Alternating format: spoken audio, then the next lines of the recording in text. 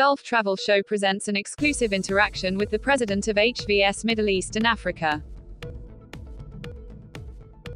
One thing is definitely, I wouldn't call it a trend, but a segment that has emerged and emerged really strong is the domestic tourism. Perhaps in this part of the world, we never looked after sufficiently.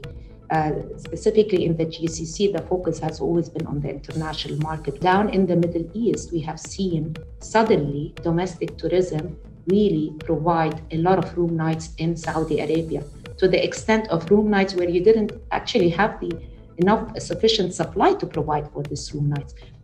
And that is homegrown, reliable source of business. What's happening today in 2020, even if we weren't faced by COVID, the number of new supply, I would always have it. So if we were looking at 20,000 hotel keys, I'd probably say 10,000 hotel keys.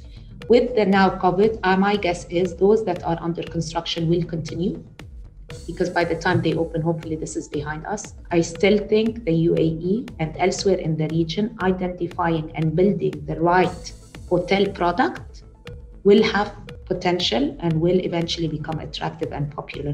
It's just about what additional hotel supply do we need in the market.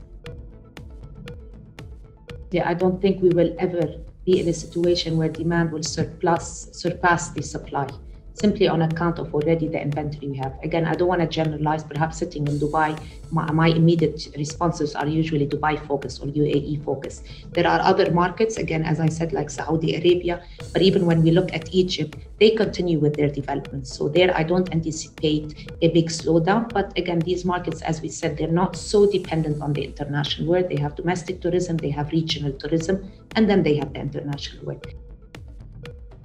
Those hotels that have these certifications in place become more popular? Potentially, yes. But for the majority, again, of the brands, they have their systems in place. They are seeing it through.